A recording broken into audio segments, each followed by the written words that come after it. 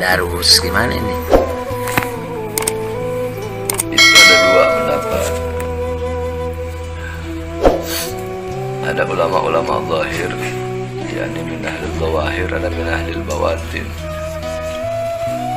Kalau ulama zahir itu berpatokan kepada kaidah usul fikih, yakni darul mafasid muqaddam ala jalbil masalih, yakni mencegah mudarat, mencegah sesuatu yang berbahaya, sesuatu keburukan itu lebih didahulukan daripada menyebarkan kebaikan. Majelis taklim, sholat raweh di masjid itu suatu kebaikan, bahkan suatu amalan sunnah. Tetapi jikalau itu bisa menimbulkan suatu kemudaratan berbahaya seperti tertularnya virus atau wabah yang disebut dalam Islam sebutan taun atau sekarang itu corona, maka mencegahnya itu lebih didahulukan. Jadi tidak apa-apa selama kedokteran telah memberikan yakni telah memberikan peringatan bahwasanya di daerah ini wabahnya udah tersebar sekian sehingga tidak boleh berkumpul. Yakni itu kaidah usul fikih dipakai oleh ulama-ulama zahir. Maka ya jangan sampai gara-gara satu yang membocorkan perahu semua tenggelam. Emang kebaikan, tapi jangan juga terlalu lebay sampai masjid ditutup, sampai ini majelis taklim dilarang, itu juga terlalu berlebihan. Kalau ulama-ulama zahir mereka mengambil sikap berpatokan seperti itu. Tapi kalau ulama-ulama batin, yakni corona ini atau taun itu makhluk ciptaan Allah. Yang menciptakan dia itu Allah. Yang memegang kekuasaan atas dia Allah. Yang memiliki kekuasaan atas siapa yang Allah pilih untuk dikenai olehnya atau yang tidak dikenai olehnya itu Allah. Taun itu atau corona Allah yang menciptakannya. Andaikan pun itu ciptaan manusia, pasti ada makhluk-makhluk ciptaan Allah yang diikut sertakan di dalam penciptaan virus itu. Sehingga yang memiliki kekuasaan sepenuhnya itu Allah, ciptaan Allah. Yang memiliki kekuasaan atasnya Allah, yang menghidupkannya Allah, yang mematikan virus itu pun Allah. Yang memiliki kehendak untuk memilih siapa yang bakal kena virus itu dan siapa yang enggak, Allah. Satu-satunya cara ya kembali kepada Allah. Dengan apa? Dengan ibadah, dengan taat, dengan patuh, dengan tunduk kepada Allah Subhanahu wa taala. Dengan menghidupkan masjid-masjidnya Allah Subhanahu wa taala dengan zikir. Yakni kembali kepada Allah. Ketika seseorang kembali kepada Allah yang memegang kekuasaan atas corona itu, maka bagaimana mungkin si corona itu bisa mendekati atau memasuki, membahayakan orang yang kembali kepada Allah, yang dimana Allah adalah sang pemilik kekuasaan bagi seluruh makhluk, salah satunya corona tersebut. yakni idza khafa al-'abdu alayya, apabila seorang hamba itu takut kepadaku, maka akan aku tanamkan dalam hati makhluk rasa takut kepadanya. Yakni kalau ente takutnya kepada Allah, kembalinya kepada Allah, ya corona takut sama ente. Yakni ada yang penyakit yang lebih berbahaya dari corona. Apa itu penyakit yang lebih berbahaya dari corona?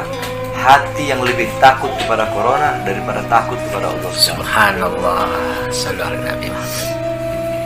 Nah, bukan berarti ente juga pasrah. Udahlah, toh hidup mati di tangan Allah. Nah, dengan wabah seperti ini, ente juga harus ada ikhtiar, usaha agar tidak terkena. Sebab Nabi Muhammad mengajarkan itu, para sahabat mengajarkan itu. Bagaimana caranya? Ikhtiarnya dengan masker itu ikhtiar, dengan wudu, menjaga kebersihan itu ikhtiar. Tapi jangan sampai corona menjadikan ente sebagai orang yang suudon, prasangka buruk sama orang. Wah, ini dia kena corona, anak nggak mau dekati, nggak boleh. Jangan sampai corona menjadikan ente jauh dari masjid, jauh dari musola, jauh dari majelis taklim, jauh dari majelis zikir, jauh dari taat, jauh dari patuh, jauh dari sholat, jauh dari menyambung tali silaturahmi, jauh daripada membaca Al-Quran, jauh daripada takwa, jauh daripada musafah atau bersalaman. Banyak orang tak mau salaman, takut corona. Nah, padahal ketika seseorang itu bersalaman, di situ dosa. Nah, bukan berarti ente juga pasrah. Udahlah, toh hidup mati di tangan Allah. Nah, dengan wabah seperti ini, ente juga harus ada ikhtiar, usaha agar tidak terkena. Sebab Nabi Muhammad mengajarkan itu, para sahabat mengajarkan itu. Bagaimana caranya? Ikhtiarnya dengan masker itu ikhtiar, dengan wudhu, menjaga kebersihan itu ikhtiar. Tapi jangan sampai corona menjadikan ente sebagai orang yang suudon, prasangka buruk sama orang. Wah, ini dia kena corona, anak nggak mau dekati, nggak boleh. Jangan sampai corona menjadikan ente jauh dari masjid, jauh dari musola, jauh dari majelis taklim, jauh dari majelis zikir, jauh dari taat, jauh dari patuh, jauh dari sholat, jauh dari menyambung tali silaturahmi, jauh daripada membaca Al-Quran, jauh daripada takwa, jauh daripada musafah atau bersalaman tangan. Banyak orang tak mau salaman, takut corona. Nah, padahal ketika seseorang itu bersalaman, di situ dosa-dosanya itu gugur.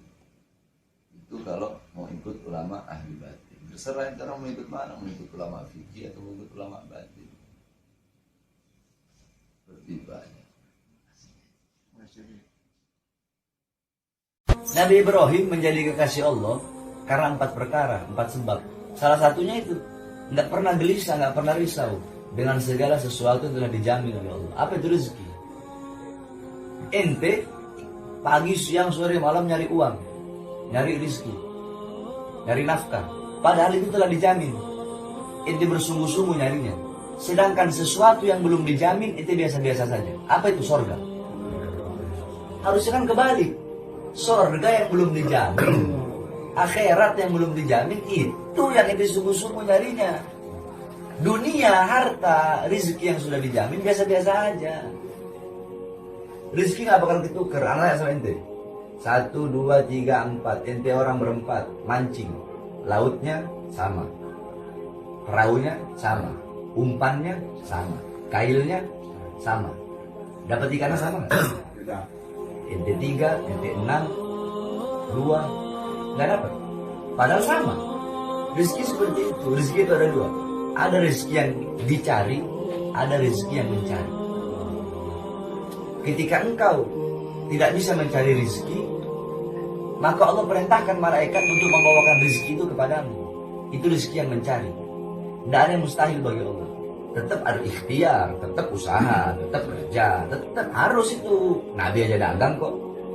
Kalau ente tawakal, nggak ada ikhtiarnya, bodoh, keledai itu. Ikhtiar, tapi jangan sampai pekerjaan ente membuat ente lupa dan lalai kepada Allah. Jangan sampai ente lebih rela kehilangan Allah karena harta daripada kehilangan harta karena Allah. Jangan sampai lebih rela kehilangan Allah karena usaha daripada kehilangan usaha karena Allah. Jangan sampai lebih rela kehilangan pangkat jabatan karena Allah daripada jangan sampai lebih rela kehilangan Allah karena pangkat dan jabatan daripada kehilangan pangkat dan jabatan karena Allah Subhanahu wa taala. Ente kejar Allah, layani Allah, taat sama Allah, patuh sama Allah. Allah jamin hidup ente bahagia dunia akhirat. Jadi keadaan seperti ini nih, lagi lockdown, nggak usah gelisah, dijamin sama Allah. Ya jangankan kita manusia yang beriman, manusia yang beribadah, binatang saja di zaman Nabi Sulaiman alaihissalam, cacing buta yang berada dalam batu, yang tidak bisa kemana-mana, tuh cacing tidak bisa nyari rezeki. Ini kan ibarat kata ini dalam rumah lockdown, nggak bisa kemana-mana. Iya kan? Nah, cacing yang buta yang berada di dalam sungai yang dalam, terus itu cacing berada dalam batu, dia buta nggak bisa cari makan. Allah utus semut bawa gandum di samping sungai. Itu semut nggak bisa berenang. Allah utus lagi perantara. Apa itu? Kodok. Ini semut masuk dalam dalam mulut kodok, ini katak masuk ke dalam sungai, dia suap itu cacing yang dulu. Kenapa? Karena itu cacing nggak bisa nyari rezeki, sehingga Allah yang bawa rezeki. Itu orang dalam keadaan lockdown semua dalam rumah. Nah terus kalau rezeki datang dari Allah, kok bisa ntar masih hidup sampai sekarang? Nah, emang tidak makan? Makan kok tetap minum tetap. Jadi jangan gelisah, jangan sesuatu yang dijamin oleh Allah. Terus masalah corona, jangan dia takut sama corona, takut sama Allah. Tapi berhati-hati harus. Ikhtiar, berhati-hati, menjaga diri, ikhtiar, berusaha itu harus. Jangan tawakal, pasrah, hidup mati di tangan Allah, bukan begitu juga. Corona itu makhluk ciptaan Allah, virus itu makhluk ciptaan Allah. Yang menciptakan dia Allah, yang memegang kekuasaan atas corona itu Allah. Yang memilih, yang berkehendak untuk memilih siapa yang kena dan siapa yang tidak, itu Allah. Nah ketika ente mengembalikan diri ente kembali kepada Allah, apakah ada yang bisa satupun makhluk mencelakai dan melukai ente ketika ente kembali kepada sang pemilik seluruh makhluk dalam semesta ini? Kita tahu Nabi Zakaria, ya? Nabi Zakaria itu dibunuh sama orang Yahudi. Kenapa dibunuh sama orang Yahudi? Karena beliau sembunyi dalam pohon. Beliau bilang, wahai pohon, terbelahlah engkau, aku ingin sembunyi dalam pohon. Iblis ngomong ke Yahudi, tuh Nabi Zakaria sembunyi dalam pohon. Digergaji tuh pohon, kebelah dua badan beliau. Kata para ulama, kenapa? Karena Nabi Zakaria tidak bilang kepada Allah, ya Allah, aku bermohon kepadamu, berlindung kepadamu. Nabi Zakaria ke pohon. Yakni ente kata, kan Allah udah bilang, seorang hamba, yakni idza khafa al-abdu, apabila seorang hamba itu memiliki rasa takut kepada siapa? Kepadaku, maka akan aku tanamkan dalam hati makhluk rasa takut kepadanya. Jadi kalau ente takut sama Allah, corona makhluk Allah, dia bakal takut sama ente. Tapi tetap ente usaha ikhtiar. Jangan ente tawakal, pasrah terus ikhtiar. Tetap tawakal, tetap ikhtiar, usaha. Usahanya ente apa? Pakai masker, itu usaha. Usahanya ente apa? Cuci tangan, itu usaha namanya. Sebab kalau ente nggak ikhtiar, langsung tawakal, salah. Ada step-stepnya. Nggak bisa langsung ente ketiga, 1, 2, 3 dulu. Dulu di zaman Nabi ada sahabat, kudanya nggak dikekang gitu, dibiarin kudanya. Kata Rasulullah salah. Ketika Rasulullah tanya, kenapa kamu biarkan kuda kamu? Saya tawakal sama Allah. Salah. Ikhtiar dulu, usaha. Ikat kau punya kuda biar nggak hilang. Ikhtiar udah, usaha udah, baru doa, ya Allah jaga saya punya kuda biar nggak hilang. Ikhtiar udah, doa udah, baru tawakal. Kita mau corona hilang, hatamin kitab Imam Bukhari, Jami'ul Bukhari itu hatamin. Bikin berkelompok 40 orang atau berapa orang, hatamin kitab Bukhari. Kitab Bukhari itu bisa menghilangkan taun. Corona kan taun. Taun itu wabah, penyakit yang secara menyeluruh dan mematikan. Jadi jangan takut sama corona. Takut sama Allah. Corona takut sama Allah. Jadi tetap harus waspada. Begitu aja. Sebab yang memiliki kekuasaan atas dia itu Allah. Ketika ente kembali kepada Allah, takut kepada Allah, maka apakah ada yang menjadi pelindung yang lebih baik dari Allah? Adakah yang menjadi penjaga yang lebih perkasa dari Allah? Hah? Tidak ada kan? Ini enggak. Gara-gara corona, ente orang jadi prasangka buruk sama orang. Gara-gara corona, orang nggak mau salaman. Padahal setiap salaman itu gugur dosa-dosa. Masa corona menjadi penghalang ente dari silaturahmi ini segala macam? Jangan. Boleh menjaga dengan kaedah darul mafasid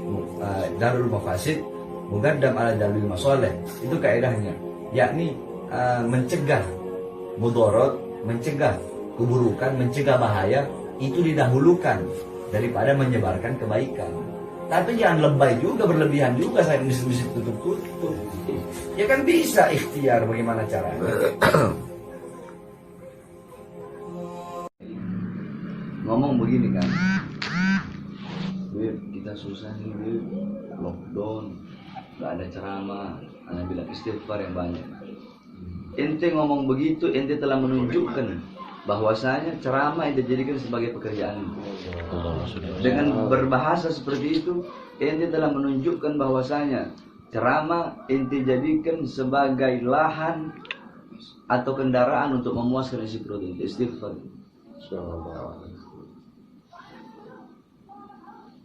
Jangan seperti itu. Dan itu tetap ente kejar Allah. Allah udah bilang, ya dunia ukhdumi man khadamani. Dunia di situ harta, pangkat, jabatan, tahta, kekuasaan, usaha, semuanya. Ukhdumi man khadamani, kata Allah. Dunia, layanilah orang-orang yang melayaniku. Berbaktilah kepada orang-orang yang berbakti kepadaku. Ya, ini ibarat kata, kalau ente orang melayani Allah, dunia melayani ente. Ente berbakti kepada Allah, dunia berbakti kepada ente. Ente mengejar Allah sambil ngerangkak, dunia ngejar ente sambil lari. Sebaliknya, wahai dunia, kalau orang-orang yang melayani kamu sehingga lupa kepada aku, ghafil, lalai, karena melayani kamu dia lalai, karena berbakti kepada kamu, karena mencarimu dia lalai, kamu bikin hidup mereka susah. Ente kejar Allah, dunia dapat, akhirat dapat. Ente kejar dunia, dunia ente nggak dapat, akhirat ente nggak dapat. Kenapa akhirat nggak dapat? Karena waktu ente habis untuk mencari dunia. Sebab dunia itu kayak bayangan. Ente bisa ngejar bayangan? Nggak bisa kan? Tapi coba ente biarkan tuh bayangan. Kemana-mana bayangan ngikutin ente nggak? Ngikutin kan? Gitu. Dunia seperti itu. Dunia itu kayak begitu. Jadi lagi begini nggak usah ente mikir bang. Jangan. Nabiullah Ibrahim dalam kitab Nasihatul Ibad, Nabi Ibrahim menjadi kekasih Allah karena 4 perkara. Bi'arba'il asbab, sebab 4 perkara. Salah satu sebabnya apa itu? Beliau tidak pernah risau, tidak pernah gelisah dengan sesuatu yang telah dijamin oleh Allah. Apa itu? Rezeki. Ente masih risau besok mau makan apa? Nabi Ibrahim menjadi kekasih Allah karena 4 perkara, 4 sebab. Salah satunya itu, nggak pernah gelisah, nggak pernah risau dengan segala sesuatu yang telah dijamin oleh Allah. Apa itu rezeki? Ente pagi, siang, sore, malam nyari uang, nyari rezeki, nyari nafkah. Padahal itu telah dijamin. Ente bersungguh-sungguh nyarinya. Sedangkan sesuatu yang belum dijamin itu biasa-biasa saja. Apa itu? Sorga. Harusnya kan kebalik. Sorga yang belum dijamin, akhirat yang belum dijamin, itu yang ente sungguh-sungguh nyarinya. Dunia, harta, rezeki yang sudah dijamin biasa-biasa aja. Rezeki nggak bakal ketuker. Anak sama ente 1, 2, 3, 4. Ente orang berempat mancing, lautnya sama, perahunya sama, umpannya sama, kailnya sama. Dapat ikannya sama nggak? Beda. Ente 3, ente 6, 2, nggak dapat. Padahal sama. Rezeki seperti itu. Rezeki itu ada 2. Ada rezeki yang dicari, ada rezeki yang mencari. Ketika engkau tidak bisa mencari rezeki, maka Allah perintahkan malaikat untuk membawakan rezeki itu kepadamu. Itu rezeki yang mencari. Tidak ada yang mustahil bagi Allah. Tetap ada ikhtiar, tetap usaha, tetap kerja, tetap harus itu. Nabi aja dagang kok. Kalau ente tawakal, nggak ada ikhtiarnya, bodoh, keledai ente. Ikhtiar, tapi jangan sampai pekerjaan ente membuat ente lupa dan lalai kepada Allah. Jangan sampai ente lebih rela kehilangan Allah karena harta daripada kehilangan harta karena Allah. Jangan sampai lebih rela kehilangan Allah karena usaha daripada kehilangan usaha karena Allah. Jangan sampai lebih rela kehilangan pangkat jabatan karena Allah daripada jangan sampai lebih rela kehilangan Allah karena pangkat dan jabatan daripada kehilangan pangkat dan jabatan karena Allah Subhanahu wa taala. Ente kejar Allah, layani Allah, taat sama Allah, patuh sama Allah, Allah jamin hidup ente bahagia dunia. Amin. Jadi keadaan seperti ini nih, lagi lockdown, nggak usah gelisah, dijamin sama Allah. Ya jangankan kita manusia yang beriman, manusia yang beribadah, binatang saja di zaman Nabi Sulaiman alaihissalam, cacing buta yang berada dalam batu, yang tidak bisa kemana-mana tuh cacing, tidak bisa nyari rezeki. Ini kan ibarat katanya dalam rumah lockdown, nggak bisa kemana-mana. Iya kan? Nah, cacing yang buta yang berada di dalam sungai yang dalam, terus itu cacing berada dalam batu, dia buta nggak bisa cari makan. Allah utus semut bawa gandum di samping sungai. Itu semut nggak bisa berenang. Allah utus lagi perantara. Apa itu? Kodok. Ini semut masuk dalam mulut kodok. Ini kodok, ini katak masuk ke dalam sungai. Dia suap itu cacing yang buta. Kenapa? Karena itu cacing nggak bisa nyari rezeki. Sehingga Allah yang bawakan rezeki. Itu orang dalam keadaan lockdown semua dalam rumah. Nah terus kalau rezeki datang dari Allah, kok bisa itu orang masih hidup sampai sekarang? Nah, emang itu nggak makan? Makan kok tetap itu. Minum tetap itu. Jadi jangan gelisah dengan sesuatu yang telah dijamin oleh Allah. Terus masalah corona, jangan takut sama corona, takut sama Allah. Tapi berhati-hati harus. Ikhtiar, berhati-hati, menjaga diri, ikhtiar, berusaha itu harus. Jangan tawakal, pasrah, hidup mati di tangan Allah. Bukan begitu juga. Corona itu makhluk ciptaan Allah, virus. Itu makhluk ciptaan Allah. Yang menciptakan dia Allah. Yang memegang kekuasaan atas corona itu Allah. Yang memilih, yang berkehendak untuk memilih siapa yang kena dan siapa yang tidak, itu Allah. Nah, ketika ente mengembalikan diri ente kembali kepada Allah, apakah ada yang bisa satupun makhluk mencelakai dan melukai ente ketika ente kembali kepada sang pemilik seluruh makhluk dalam semesta ini? Ini tahu Nabi Zakaria? Hah? Nabi Zakaria. Nabi Zakaria itu dibunuh sama orang Yahudi. Dibunuh sama orang Yahudi. Kenapa dibunuh sama orang Yahudi? Karena beliau sembunyi dalam pohon. Beliau bilang, wahai pohon, terbelahlah engkau. Aku ingin sembunyi dalam pohon. Iblis ngomong ke Yahudi, tuh, Nabi Zakaria sembunyi dalam pohon. Digergaji tuh pohon, kebelah dua badan beliau. Kata para ulama, kenapa? Karena Nabi Zakaria tidak bilang kepada Allah, ya Allah, aku bermohon kepadamu, berlindung kepadamu. Nabi Zakaria ke pohon. Yakni ente kata, kan Allah udah bilang, seorang hamba, yakni idza khafal abdu, apabila seorang hamba itu memiliki rasa takut kepada siapa? Kepadaku, maka akan aku tanamkan dalam hati makhluk rasa takut kepadanya.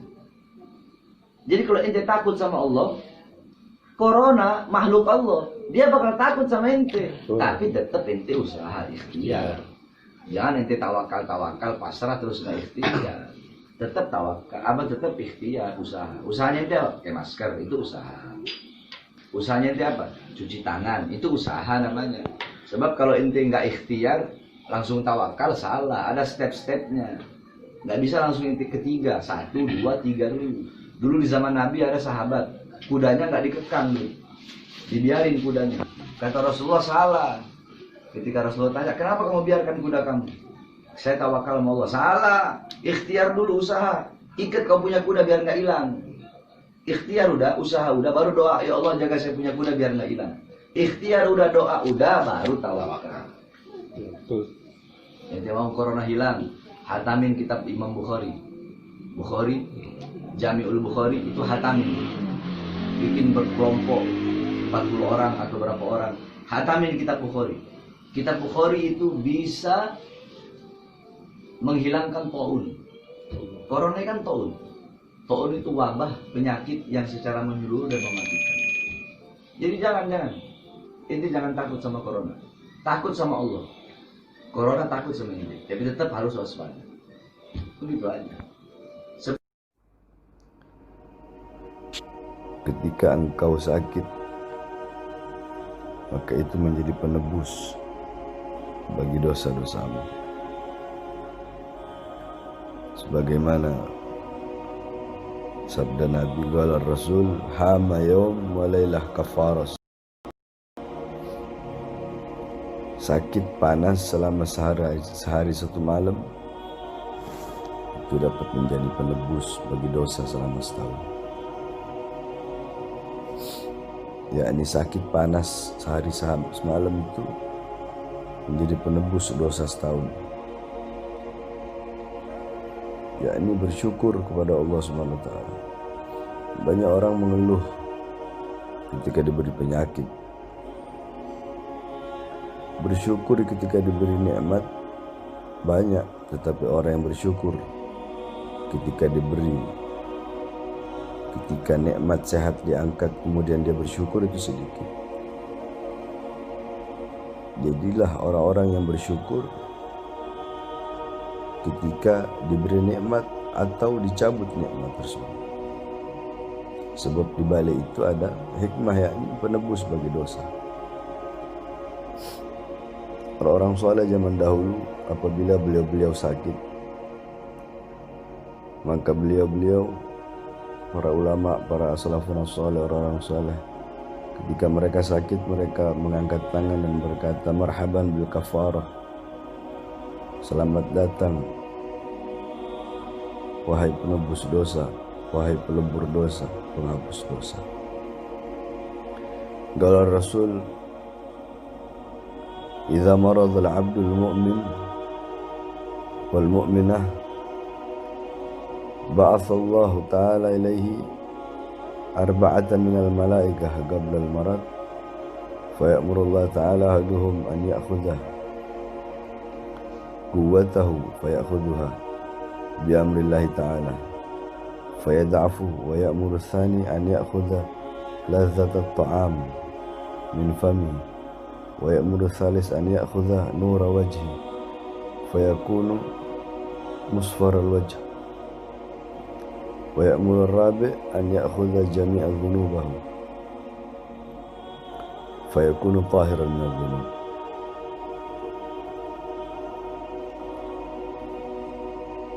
Ketika orang mukmin atau mukminah, mukmin perempuan sakit, maka Allah Subhanahu wa taala mengutus 4 malaikat sebelum ia jatuh sakit. Malaikat yang pertama Allah perintahkan untuk mencabut kekuatannya sehingga ia lemah. Malaikat yang kedua Allah perintahkan mencabut nafsu makannya. Malaikat yang ketiga Allah perintahkan mencabut cahaya wajahnya. Malaikat yang keempat Allah perintahkan untuk mencabut seluruh dosa-dosanya. Jadi penebus bagi dosa. Maka jangan mengeluh. Terima apa yang Allah SWT berikan. Dalam kitab Al-Muwatta, kitab hadis Al-Imam Malik, قال حدثني عن مالك عن زيد بن أسلم عن عطاء بن ياسر أن رسول الله صلى الله عليه وسلم قال إذا مرض العبد بعث الله تعالى إليه ملكين فقال انظرا ماذا يقول لعوده فإن هو إذا جاءوه حمد الله وأثنى عليه رفع ذلك إلى الله عز وجل وهو أعلم ويقول لعبدي علي إن توفيته أن أدخله الجنة وإن أنا شفيته أن أبدل له لحما خيرا من لحمه ودما خيرا من دمه وأن أكفر عنه سيئاته. Nabi Muhammad SAW bersabda dari Malik, dari Imam Zaid bin Aslam, dari Imam Atha bin Yasir, Rasulullah SAW bersabda, apabila seorang hamba itu sakit, maka Allah Ta'ala mengirim kepadanya 2 orang malaikat. Dan Allah berfirman, lihatlah apa yang ia katakan terhadap para pembesuknya, penjenguknya. Jadi orang yang sakit itu, dia apa yang dia bicarakan kepada orang yang membesuknya. Apabila ia bertahmid, yakni ia memuji Allah, ia bersabar, ia menerima, maka kedua malaikat itu akan mengangkatnya ke hadapan Allah Azza wa Jal, dan dialah Allah yang Maha Tahu. Dan Allah berfirman, aku berjanji kepada hambaku, yakni apabila aku mewafatkannya, maka aku akan memasukkannya ke surga. Jika aku menyembuhkannya, maka aku akan mengganti untuknya daging yang lebih baik dari daging sebelumnya, dan darah yang lebih baik dari darah sebelumnya, dan aku akan ampuni seluruh keburukan-keburukan dirinya. Jadi bersyukur apabila diberi sakit oleh Allah Subhanahu wa taala. Sampai-sampai dalam asar dikatakan ada seorang hamba yang mau dimasukkan ke dalam neraka dan dosa-dosanya mau dikembalikan kepadanya. Lalu Allah berkata, la yahsanu min karami an amaraka an taruddu dhunubahu ba'dama taba'tu nafsahu fil maut. Tidak pantas bagiku memerintahkanmu, wahai malaikat, untuk mengembalikan dosanya setelah aku buat dia susah, setelah aku buat dia payah capek di waktu dia sakit. Jadi bersyukur ketika Allah Subhanahu wa taala memberikan sakit, sebab itu adalah penebus, pelebur, penghapus bagi dosa-dosa. Idza marada al-'abdu aw safir kataba lahum mithla ma kana ya'mal muqiman sahihan. Apabila seseorang hamba itu sakit atau sedang melakukan safar, yakni Allah akan menuliskan baginya pahala seperti saat dia lakukan ibadah di masa sehat bagi orang yang sakit, dan di saat bermukim bagi orang yang sedang melakukan perjalanan.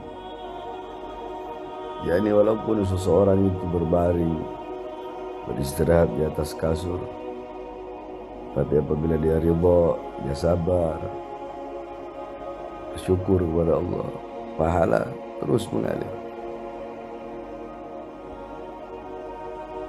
Makanya tetap walaupun sakit, jangan berburuk sangka kepada Allah Subhanahu wa taala. Sebab itu adalah penembus, penghapus dosa-dosa. Mungkin terlalu banyak dosa yang kita lakukan kepada Allah, dan di balik itu semua ada hikmah. Maka kita jangan hanya bersyukur ketika diberi nikmat, tetapi harus bersyukur juga walaupun nikmat itu dicabut oleh Allah Subhanahu wa taala. Banyak orang menyia-nyiakan nikmat sehat. Orang tidak akan tahu nilainya sehat ketika dia sehat. Dia akan tahu nilainya sehat ketika dia sudah sakit. Sama halnya seperti orang yang tertidur kemudian bermimpi. Dia tidak tahu kalau dia tidak tahu ketika dia bermimpi itu, dia tidak tahu kalau dia sedang bermimpi. Tahunya nanti pas dia bangun, oh ternyata tadi saya bermimpi. Makanya kata Nabi, ikhtanim hamsan qabla hamsin. Salah satunya sihataka qabla sagamika. Manfaatkan 5 perkara sebelum datang 5 perkara. Salah satunya masa sehatmu sebelum datang masa sakit. Tidak ada yang tahu nilainya sehat kecuali orang-orang yang sakit. Tidak ada yang tahu nilainya mata kecuali orang-orang yang buta. Tidak ada yang tahu nilainya Allu sa'atan baqiya fi dhullil jahli abada. Kata Imam Syafi'i apa? Man lam yaduk, siapa orang yang tidak merasa, tidak merasakan. Barang siapa yang tidak merasakan gula, hinanya, au murro atau pahitnya, ta'allumi, menuntut ilmu sa'atan sesaat, kajara au bilal jahli tula hayati, maka dia akan menelan hinanya kebodohan seumur hidupnya. Man lam yahtamil, barang siapa yang tidak menahan, tidak kuat, tidak tahan. Man lam yahtamil dhulla ta'allumi sa'atan, hinanya, dia tidak kuat dengan susahnya, dengan capeknya menuntut ilmu sesaat, bakia fidulil juhri abada, bakia fidulil juhri abada, maka dia akan abadi dalam kebodohan selama-lamanya. Yang tersisa dalam hidupnya kebodohan selama-lamanya. Ya, ini maksudnya apa? Orang ngaji, orang nyantri, orang nuntut ilmu itu harus siap susah. Siap susah, siap capek, siap lapar, nguras tenaga, nguras pikiran, jauh dari orang tua. Telan itu semua. Itu telan. Itu harus tahan. Orang ngaji tuh hina. Kalau mau enak jangan jadi santri, jadi artis TikTok kayak Wow itu. Kalian mau enak. Nggak ada jadi santri ini. Anak mondok 13 tahun. 13 tahun anak mondok. Itu pikir enak. Nah, ya ini gal Abdullah bin Abbas, dalaltu taliban, fa'azastu matluban. Dalaltu taliban, aku hina ketika talib mencari ilmu. Ketika aku menjadi pencari ilmu, aku hina. Fa'azastu matluban, dan aku mulia ketika aku dicari ilmu. Ketika ente mencari, ente hina. Tapi nanti ketika ente dicari ilmunya, ente menjadi orang yang mulia. Jadi harus siap susah capek ini. Karena tanya, ente orang naik gunung yang tinggi, ente pengen menikmati indahnya puncak, harus capek kan? Anjak, capek kan? Untuk apa? Tapi ente akan merasakan enaknya ketika di atas. Ente mau nyari mutiara, ente harus basah. Ente harus basah, harus hilang untuk mendapatkan. Jadi ente harus siap hilang, siap capek, susah telan itu semua. Itu harus ada himmah. Antum himmah, namanya himmah. Namanya himmah. Himmah, kemauan yang kuat, kemauan yang besar. Laisal mar'u yuladu aliman. Tidak ada seseorang dilahirkan dalam keadaan alim. Ilmu didapat bukan dengan garis keturunan. Bapak ente kiai, kakek ente kiai, nenek moyang ente kiai. Kenapa? Karena mereka belajar. Walaupun bapak ente kiai, kakek ente kiai, ente nggak belajar, nggak jadi kiai ente. Ilmu didapat bukan dengan nasab, ilmu didapat bukan dengan harta. Orang banyak harta langsung berilmu. Tidak, ilmu didapat dengan belajar, dengan susah payah, dengan capek. Tapi harus semangat, punya himmah, kemauan yang kuat. Tidak ada kata tidak bisa. Himmatur rijal.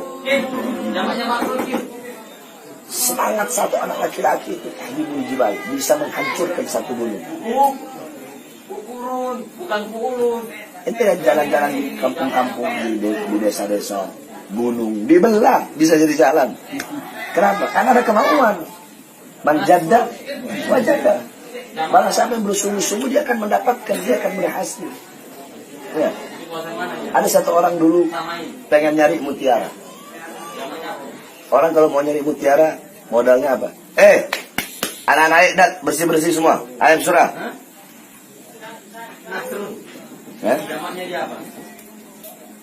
Anis, anak-anak Ekdat semuanya laki-laki. Itu yang kamar mandi yang udah kan kasih malam kasih ini semua.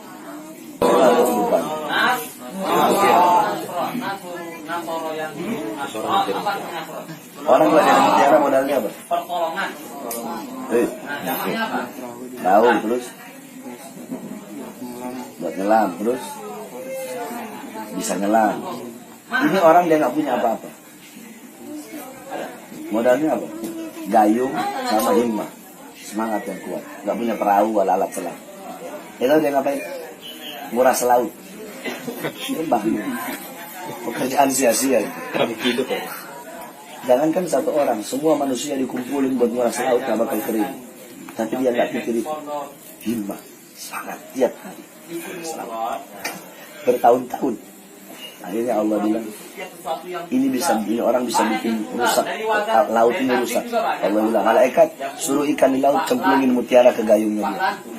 Ikan bawa mutiara dicemplungin ke gayungnya. Udah dapat kita berhenti jangan. Apa?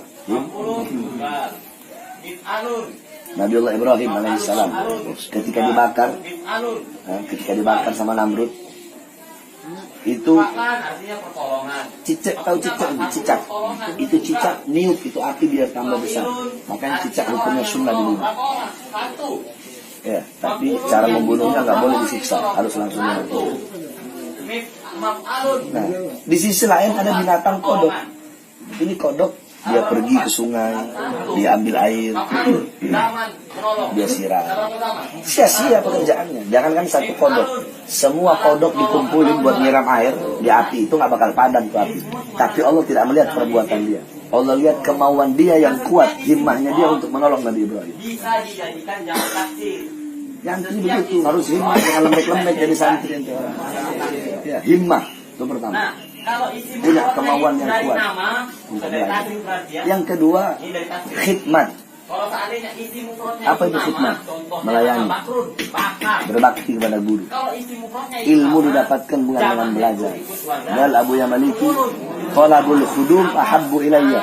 Seorang santri yang khidmat, yang melayani, berbakti kepada guru, lebih aku sukai daripada santri yang sungguh-sungguh belajar. Khidmat. Ilmu di situ. Bukan cuma ente taklim, ngafalin alfiyah, hifdzul mutun, murajaah, mutola'ah, dars. Gak ada khidmatnya, nol. Ente belajar sampai botak, gak ada khidmat sama guru, nol. Gak ada apa-apa.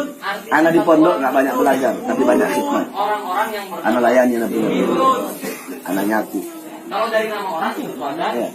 Sebab guru itu orang tua ente. Guru orang tua, kata Rasul orang tua ada 3. Pertama, yang melahirkanmu, bapak ibu. Yang kedua, yang anaknya kau ambil sebagai istrimu, mertua. Yang ketiga adalah seorang orang tua yang mendidikmu, itu guru. Nah, yang ketiga itu yang paling afdol. Yang paling afdol ya guru. Sampai-sampai di kitab Sayyidul Afkar. Apa di kitab Sayyidul Afkar? Dikatakan, Gum lil muallim wa fihi tarjila, kadal muallimu an yakuna rasula. Gum lil muallim, bangunlah, sambut kau punya guru. Wa fihi tarjila, berikan kepada dia penghormatan, pengagungan. Kenapa? Kadal muallimu an yakuna rasula. Hampir-hampir seorang guru itu menjadi rasul. Al-Imam Al-Iskandar, yakni hu yugaddimul ustad. Yugaddimul ustad. Beliau lebih mendahulukan gurunya, wa yu'adzim wa yukabbir. Beliau lebih mengutamakan, lebih membesarkan gurunya daripada orang tua. Akhirnya orang nanya, ya Imam, kenapa ente kok lebih mengutamakan guru? Apa jawab beliau? Li'anni adi sababul hayatil baqiyati. Sebab guruku, li'anni abi, karena orang tua. Sababul hayatil baqiyati, sebab hidupnya aku di dunia yang fana. Wa ustadi wa muallimi wa syaikhi wa muallimi wa muaddibi. Guruku, pendidikku, pengajarku, mereka adalah sebab kehidupanku yang abadi kelak di akhirat. Makanya aku lebih mengutamakan guru. Ya, akhlak, adab sama guru. Tidak boleh sumbon sama guru. Laukana, tidak boleh mendikte, tahu dikte? Dikte guru, ngatur. Dikte. Kenapa guru saya begini? Coba guru saya begini. Laukana galal murid, laukana ustadi kada, fa'ala kada, autaraka kada, lam yahsil. Kalau ada murid yang berkata, coba guru saya begini, coba guru saya begini, coba guru saya jangan ngerokok. Nah, itu murid tidak bakal berhasil. Ya, bersihkan itu punya hati. Khidmat, bakti sama yang itu. Paham nanti? Terus yang terakhir, itu harus ada mujahadah.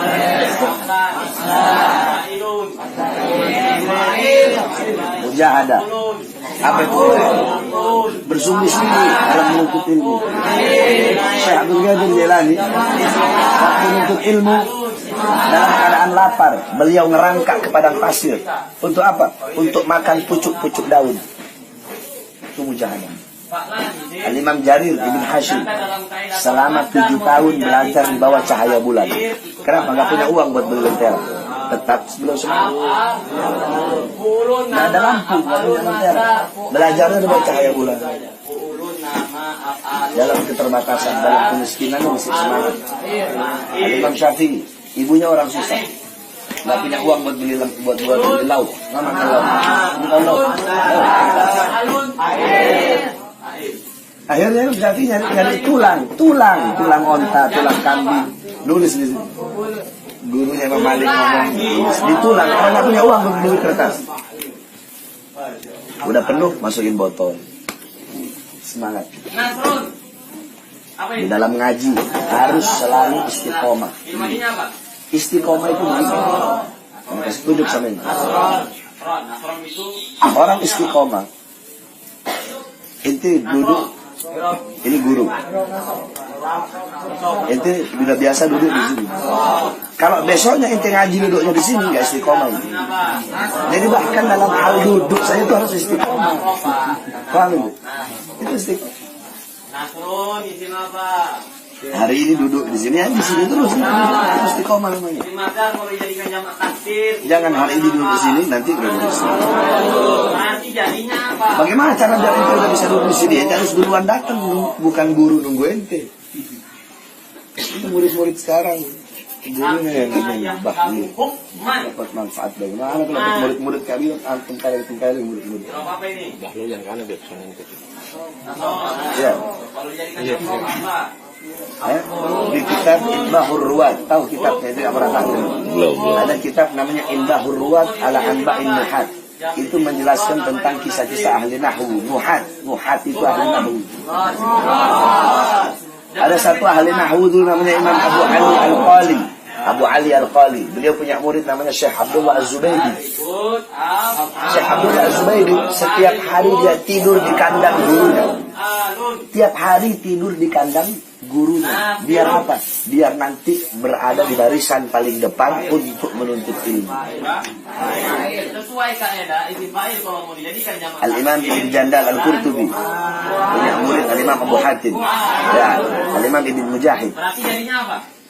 Itu tahu, saking pengen berada di barisan depan, itu beliau lewat lorong, masuk lorong, itu lorong makin sempit.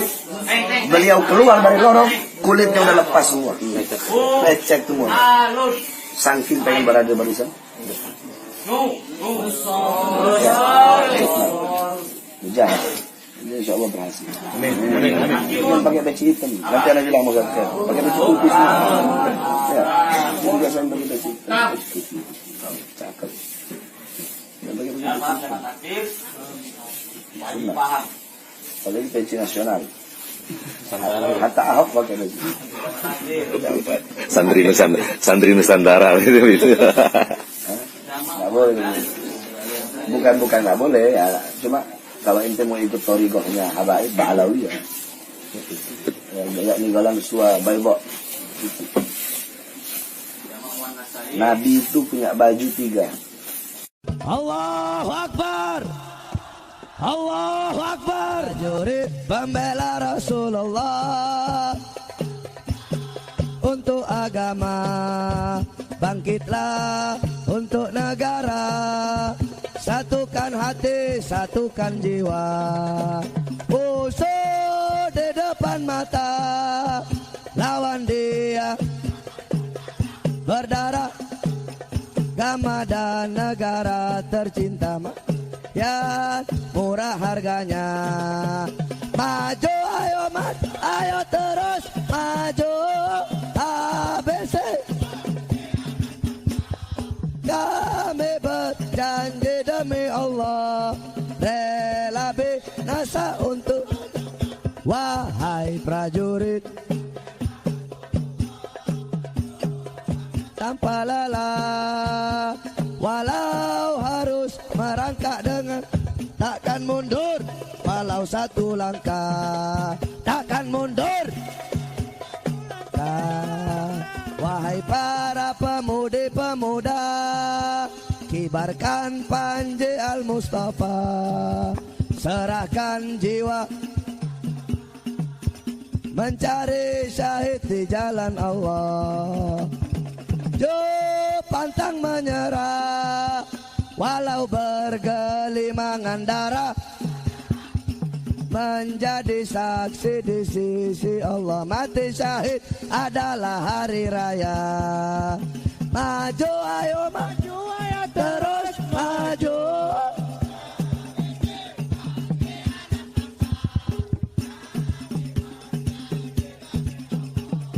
Rela untuk agama, wahai prajurit.